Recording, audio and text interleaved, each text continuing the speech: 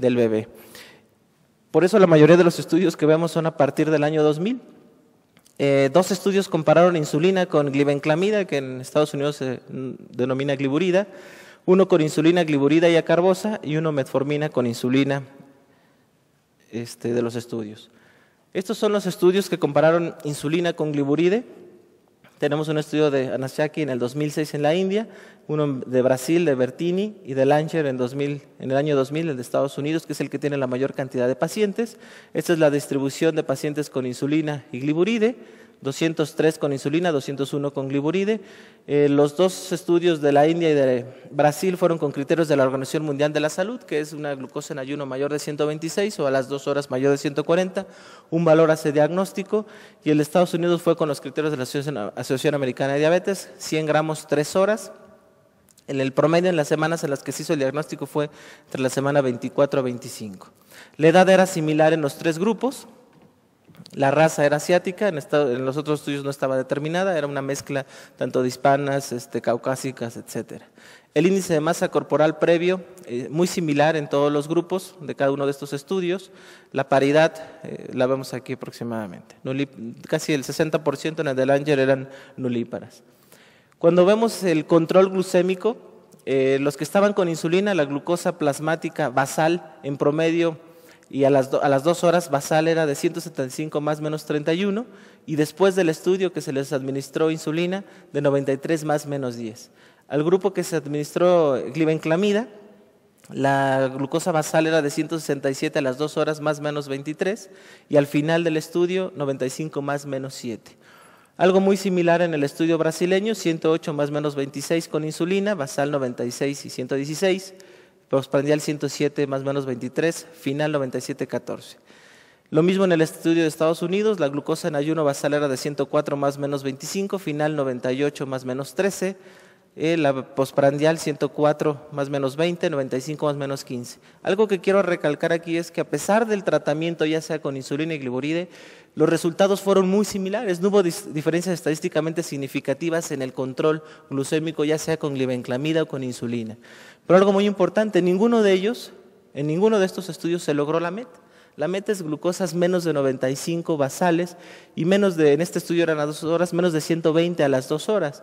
Vemos los promedios de control basales y estaban en 93 más menos 10, 95 más menos 7, 97 más menos 14. O sea, había pacientes que estaban con promedios de glucosas de 110, 105. O sea, la meta de un control adecuado en los 3 estudios no se había logrado, pero no se encontraban diferencias significativas en el control de la glucosa en estos grupos. Resolución cesárea, muy similar en ambos grupos, no hubo un incremento de cesárea, ya sea por utilizar glibenclamida o utilizar insulina. Cuando evaluábamos hipoglucemias, en el estudio de Estados Unidos, los pacientes que estaban con insulina tuvieron mayor hipoglucemia que los que estaban con glibenclamida. Preeclampsia, no hubo diferencias significativas. Hipoglucemias severas, una glucosa capilar menor de 40, en el grupo de glibenclamida 8 pacientes, el 33%, presentaron hipoglucemias severas a diferencia de 4% en los pacientes con insulina. En el estudio de Langer no hubo diferencias en cuanto a hipoglucemias severas, hiperbilirubinemia sin diferencias en ambos grupos, insulina, glibenclamida, y macrosomía. Había una tendencia a mayor macrosomía, 16% de macrosomía en aquellos que usaron glibenclamida versus ningún paciente de los que habían usado insulina, y en el estudio de Langer no hubo ninguna diferencia significativa. De tal manera que podemos concluir con los hipoglucemias orales, se ha observado sus beneficios. Cuando se compara con insulina, no tiene efectos adversos similares a insulina. Si acaso en el estudio brasileño mayor riesgo de hipoglucemias severas que no fueron observadas con insulina, y una tendencia a una mayor macrosomía en aquellos pacientes con glimepiride. Aquí el problema es que todos estos estudios no estaban estrictamente en meta de control al final de que se había llevado el estudio. De tal manera que con estos estudios se ha catalogado a los hipoglucemiantes orales, principalmente glibenclamida, como una clase B durante el embarazo. Cuando analizamos a las biguanidas, en este caso metformina, este es el estudio en Australia de Rowan, del grupo A-Choice, incluyó a 378 pacientes con insulina y 373 con metformina. El diagnóstico de diabetes gestacional fue con los criterios de la Organización Mundial de la Salud. La edad era muy similar en ambos grupos. Estas son las razas, tanto en insulina como en metformina, que eran muy similares. La paridad igual muy similar en ambos grupos. Preeclampsia, en insulina hubo 7%, en metformina 5.5%, no diferencias significativas. Control glucémico en insulina 91.8 más menos 13, metformina 93.6 más menos 11. Muy similar el control en ambos grupos.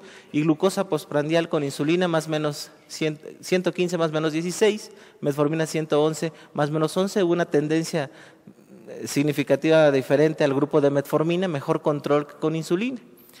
Vía cesárea no hubo diferencias en ambos grupos. ¿Cuál fue el problema aquí en este estudio? Bueno, casi el 50% de los pacientes que estaban con metformina no lograron control y tuvieron que ser pasados a una terapia combinada de metformina e insulina.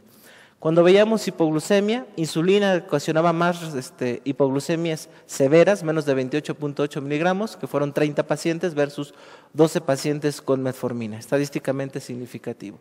Y esto es lo que les comentaba, los grupos fueron distribuidos de manera muy similar.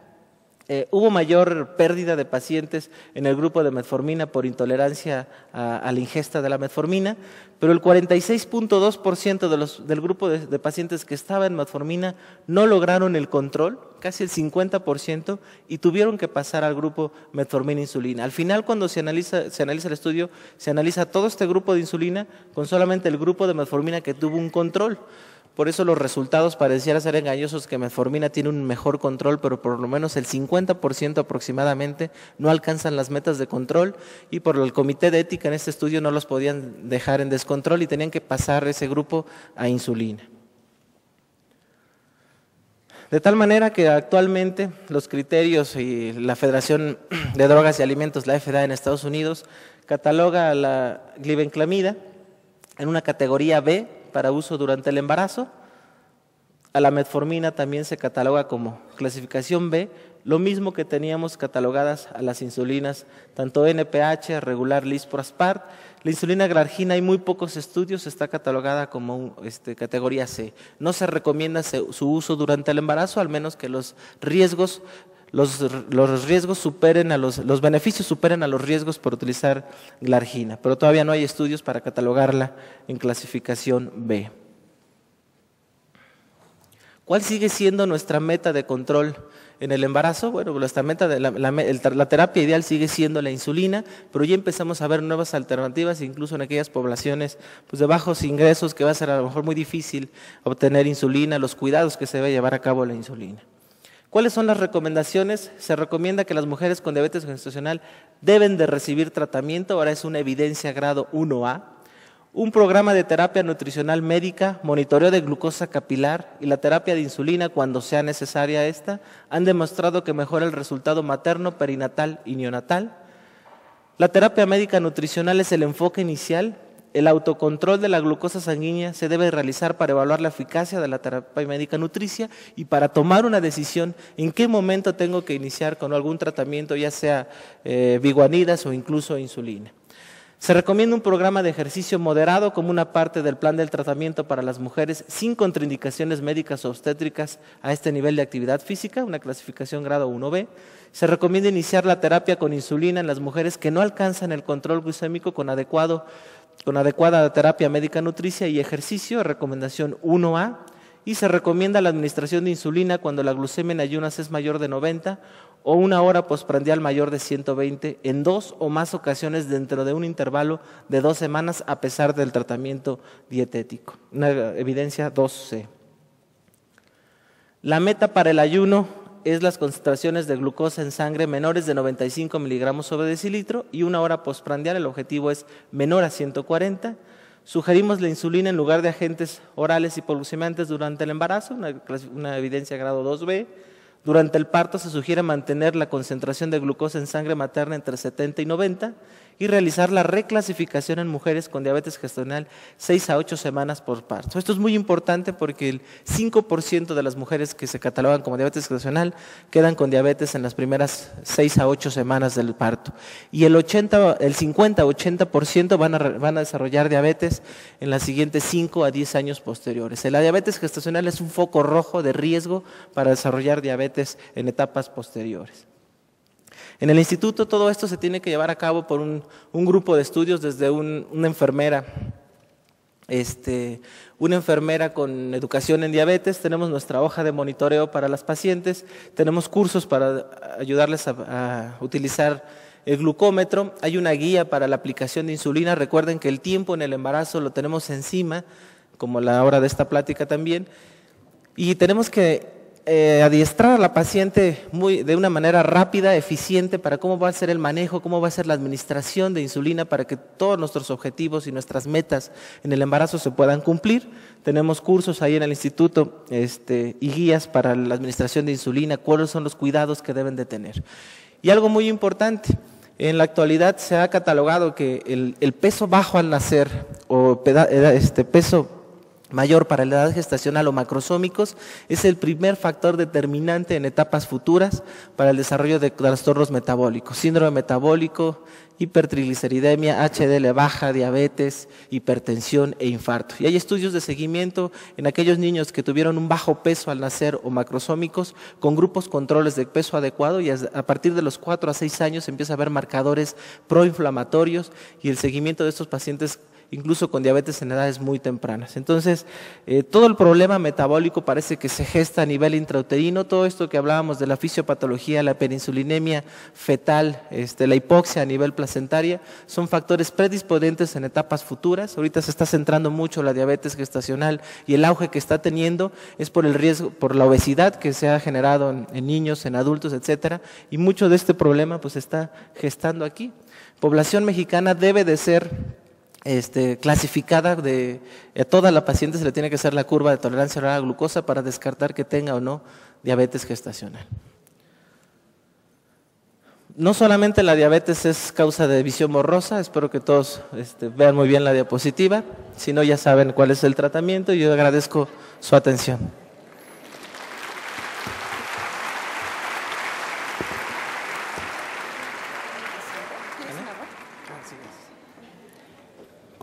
Si me encienden las luces, por favor. Tenemos tiempo para dos preguntas.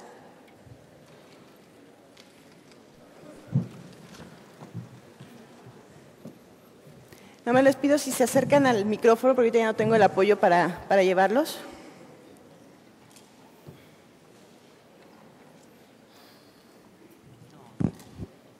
Sí, gracias. Muchas gracias por su exposición. Yo estoy convencido de que es una ventana de oportunidad que se está desaprovechando la mayor parte de las veces con las consecuencias que conlleva. Mis dos preguntas son, ¿en qué casos, si hay algunos casos en los que ustedes, en lugar de insulina, cuando ya se ha iniciado terapia nutricional y ejercicio, cuando es necesario hipoglucemiante, utilizan glibenclamida, dado de que no está contraindicado su uso, y por el terror que muchas veces las pacientes tienen a la insulina? Y la segunda cosa, que nos enfatizara un poquito cuál es la frecuencia en cuanto a porcentaje de mujeres embarazadas en México que tienen diabetes mellitus gestacional, y la tasa de conversión a diabetes 2, anual o a un tiempo X. Bien. En el instituto no utilizamos glibenclamida, tenemos una justificación.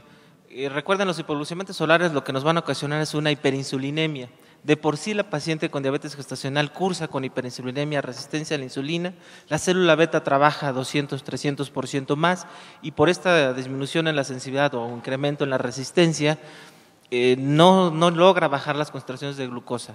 Si nosotros damos un hipoglucemiante oral, estamos trabajando esa célula beta un 400, 500, 600%, y esto puede tener repercusiones. No tenemos elementos para demostrarlo. Ahí se están haciendo estudios de seguimiento en otros países, nosotros no utilizamos glibenclamida, de mayor prevalencia de diabetes en etapas mucho más tempranas. Si nosotros tratamos un poquito la fisiopatología, lo que sí utilizamos en el instituto es metformina, porque fisiopatológicamente pues nos va incluso a disminuir esa resistencia a la insulina generada por el antógeno placentario, hormonas contrarreguladoras, como ya comentaban. ¿Y cuándo utilizamos el tratamiento con biguanidas? Cuando empieza la paciente, a pesar de una terapia médico-nutricia de 2 semanas, de llevarla con un buen apego, a tener cifras por arriba de 95, menos de 105 en ayuno y postprandiales por arriba de 135, 145. Si vemos que las de ayuno están arriba de 105, 110, inmediatamente ahí iniciamos con insulina. Recuerden que tenemos muy poco tiempo en el embarazo y va a ser muy importante el control inmediato para las complicaciones maternas, fetales y perinatales. Y la segunda pregunta en cuanto a cuál es la prevalencia en el instituto, desafortunadamente, y no es nada más en el instituto, Estados Unidos tiene el mismo problema, Europa tiene el mismo problema, la mujer no regresa a la reclasificación.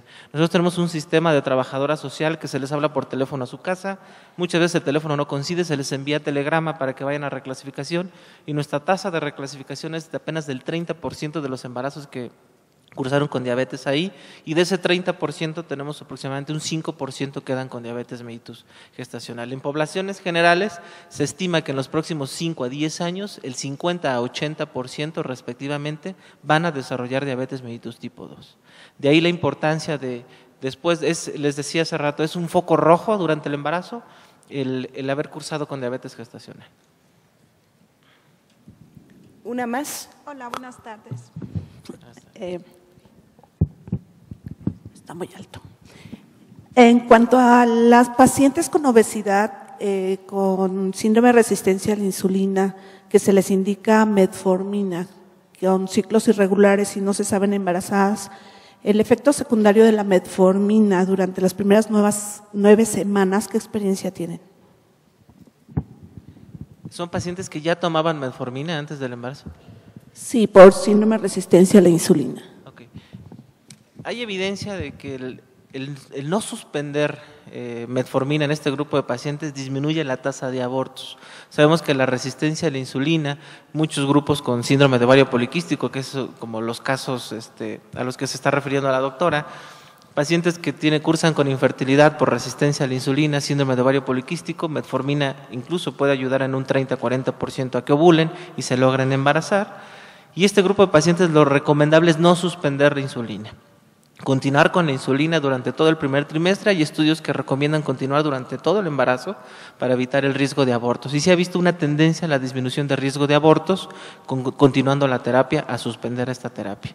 Efectos adversos, nosotros utilizamos mucho metformina de acción prolongada durante el embarazo, por lo que comenta la doctora, si de por sí el embarazo ya cursa con náuseas, vómitos, durante avance el embarazo, la presión que hace el útero a nivel abdominal, reflujo gastroesofágico, etcétera, preferimos utilizar metforminas de acción prolongada, que disminuye mucho los síntomas gastrointestinales. Ok, pues agradecemos a la doctora Luz María, al doctor Alfredo Castillo, les damos un fuerte aplauso. Muchísimas gracias.